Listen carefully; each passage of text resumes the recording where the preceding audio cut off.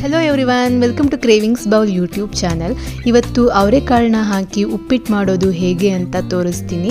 ಈಗ ಅವರೆಕಾಳು ಸೀಸನ್ ಆಗಿರೋದ್ರಿಂದ ಉಪ್ಪಿಟ್ಟು ಜೊತೆಗೆ ಅವರೆಕಾಯಿನ ಹಾಕಿ ಮಾಡೋದ್ರಿಂದ ತುಂಬ ಚೆನ್ನಾಗಿರುತ್ತೆ. ನೀವು ಬೆಳಗ್ಗೆ ಹೊತ್ತು ಬ್ರೇಕ್ಫಾಸ್ಟಿಗೆ ಅಥವಾ ಸಂಜೆ ಹೊತ್ತು ಲೈಟಾಗಿ ಏನಾದರೂ ತಿನ್ನಬೇಕು ಅನಿಸಿದ್ರೆ ಈ ಅವರೆಕಾಯಿ ಉಪ್ಪಿಟ್ಟನ್ನ ಇನ್ಸ್ಟೆಂಟಾಗಿ ತುಂಬ ಈಸಿಯಾಗಿ ಮಾಡ್ಕೊಬೋದು. ಬನ್ನಿ ಇದನ್ನು ಹೇಗೆ ಮಾಡೋದು ಅಂತ ನೋಡೋಣ.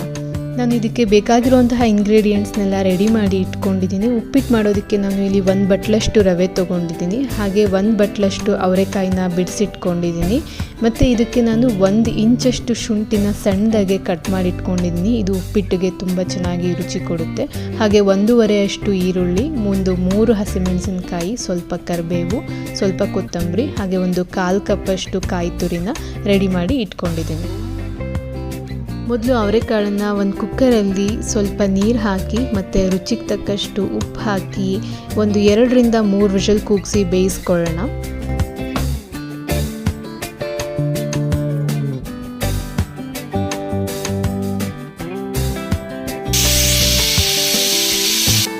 ನೆಕ್ಸ್ಟ್ ಒಂದು ಪ್ಯಾನ್ಗೆ ನಾವು ರವೆನ ಹಾಕ್ಕೊಂಡು ಅದ್ರ ಜೊತೆಗೆ ಸ್ವಲ್ಪ ತುಪ್ಪ ಸೇರಿಸ್ಕೊಂಡು ಲೋ ಟು ಮೀಡಿಯಮ್ ಫ್ಲೇಮಲ್ಲಿ ಇದನ್ನು ಕೈ ಬಿಡದಾಗೆ ಒಂದೇ ಸಮನಾಗಿ ಹುರ್ಕೊಳ್ಳೋಣ. ರವೆ ಹುರಿಬೇಕಾದ್ರೆ ಜಾಸ್ತಿ ಹೊತ್ತು ನಾವು ಕೈ ಬಿಡಬಾರ್ದು. ಇದನ್ನು ಒಂದೇ ಸಮನಾಗಿ ಹದವಾಗಿ ಲೈಟ್ ಬ್ರೌನ್ ಕಲರ್ ಆಗೋವರೆಗೂ ಇದನ್ನು ಫ್ರೈ ಮಾಡ್ಕೊಳ್ಳೋಣ. ಈಗ ರವೆ ತುಂಬ ಚೆನ್ನಾಗಿ ಫ್ರೈ ಆಗಿದೆ. ಇದನ್ನು ಒಂದು ಬಟ್ಲಿಗೆ ಎತ್ತಿಟ್ಕೊಂಡು ಇದೇ ಪ್ಯಾನ್ಗೆ ಸ್ವಲ್ಪ ಎಣ್ಣೆನ ಹಾಕ್ಕೊಂಡು ಉಪ್ಪಿಟ್ಟಿಗೆ ಒಗ್ಗರಣೆ ಹಾಕ್ಕೊಳ್ಳೋಣ. ಎಣ್ಣೆ ಬಿಸಿ ಆದಮೇಲೆ ಮೊದಲಿಗೆ ನಾನು 1/4 ಚಮಚದಷ್ಟು ಸಾಸಿವೆ ಹಾಕ್ಕೊತಾ ಇದ್ದೀನಿ. ಸಾಸಿವೆ ಸ್ವಲ್ಪ ಚಟಪಟ ಆದಮೇಲೆ ಇದಕ್ಕೆ ನಾನು 1/2 ಚಮಚದಷ್ಟು ಕಡಲೆಬೇಳೆ ಹಾಗೆ 1/2 ಚಮಚದಷ್ಟು ಉದ್ದಿನಬೇಳೆ ಹಾಕ್ಕೊಂಡು ನೀಟಾಗಿ ಫ್ರೈ ಮಾಡ್ಕೊಳ್ಳೋಣ.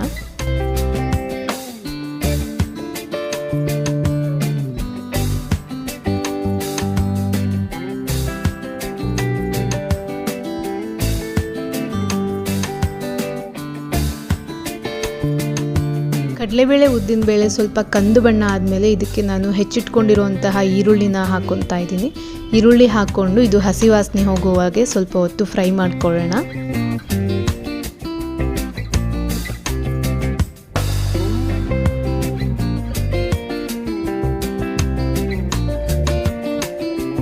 ನೆಕ್ಸ್ಟ್ ಇದಕ್ಕೆ ನಾನು ಹಸಿಮೆಣಸಿನ್ಕಾಯಿನ ಹಾಕ್ಕೊತಾ ಇದ್ದೀನಿ.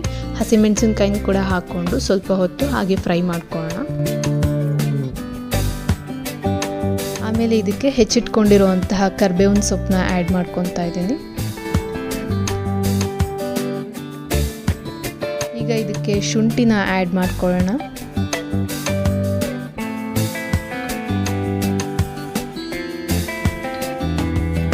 ಈರುಳ್ಳಿ, ಹಸಿಮೆಣಸಿನಕಾಯಿ, ಕರಿಬೇವಿನ ಸೊಪ್ಪು ಎಲ್ಲವೂ ಕೂಡ ಸ್ವಲ್ಪ ಹೊತ್ತು ಚೆನ್ನಾಗಿ ಫ್ರೈ ಆದಮೇಲೆ ಇದಕ್ಕೆ ನಾನು ಬೇಯಿಸಿಟ್ಕೊಂಡಿರುವಂತಹ ಅವರೆಕಾಳನ್ನ ಆ್ಯಡ್ ಮಾಡಿಕೊಂಡು ಅದನ್ನು ಕೂಡ ಸ್ವಲ್ಪ ಹೊತ್ತು ಎಣ್ಣೆಯಲ್ಲಿ ಫ್ರೈ ಮಾಡ್ಕೊಳ್ಳೋಣ.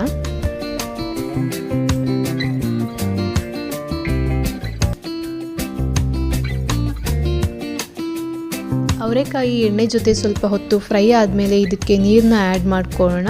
ನಾನಿಲ್ಲಿ 1 ಕಪ್ ರವೆಗೆ ಸುಮಾರು 3 ರಿಂದ 3.5 ಕಪ್ಪಷ್ಟು ನೀರನ್ನ ಆ್ಯಡ್ ಮಾಡ್ಕೊತಾ ಇದ್ದೀನಿ. ಹಾಗೆ ರುಚಿಗೆ ತಕ್ಕಷ್ಟು ಉಪ್ಪನ್ನ ಆ್ಯಡ್ ಮಾಡ್ಕೊತಾ ಇದ್ದೀನಿ. ಇದನ್ನೆಲ್ಲನೂ ಹಾಕ್ಕೊಂಡು ನೀರು ಸ್ವಲ್ಪ ಕುದಿ ಬರೋ ಹಾಗೆ ಇದನ್ನು ಬೇಯೋದಕ್ಕೆ ಬಿಡೋಣ.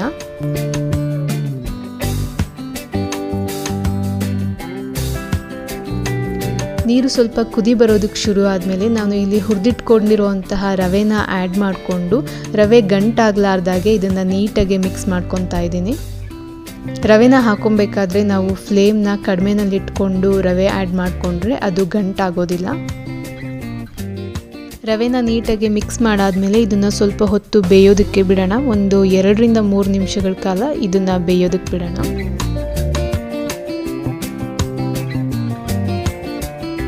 ಈಗ ಉಪ್ಪಿಟ್ಟು ಆಲ್ಮೋಸ್ಟ್ ಬೆಂದಿದೆ.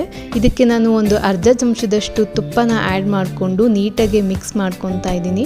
ನೀವು ಉಪ್ಪಿಟ್ಟು ತಿರುಗಿಸ್ಬೇಕಾದ್ರೆ ಅದು ಬಾಣಲಿಗೆ ಅಂಟಿಲ್ಲ ಅಂತಂದರೆ ನಿಮಗೆ ಅದು ಉಪ್ಪಿಟ್ಟು ತುಂಬ ಚೆನ್ನಾಗಿ ಬಂದಿದೆ ಅಂತ ಅರ್ಥ.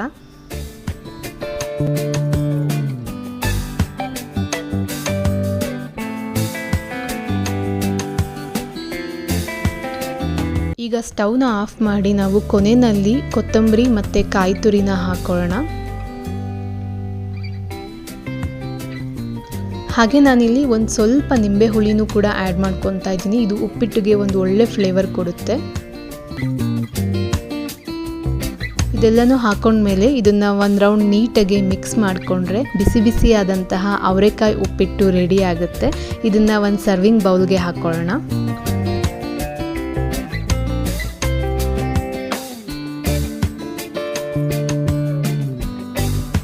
ನೀವು ಕೂಡ ಇದೇ ಮೆಥಡ್ನಲ್ಲಿ ಅವರೆಕಾಯಿ ಹಾಕಿ ಒಂದ್ಸಲ ಉಪ್ಪಿಟ್ಟನ್ನ ಟ್ರೈ ಮಾಡಿ ಹೇಗಾಯಿತು ಅಂತ ಕಮೆಂಟ್ ಬಾಕ್ಸಲ್ಲಿ ತಿಳಿಸಿ. ಇಫ್ ಇನ್ ಕೇಸ್ ಮನೆಯಲ್ಲಿ ಮಕ್ಕಳಿದ್ರೆ ಈ ಥರ ಉಪ್ಪಿಟ್ಟು ಮಾಡಿಕೊಟ್ರೆ ಅವ್ರಿಗೆ ತುಂಬಾ ಇಷ್ಟ ಆಗುತ್ತೆ.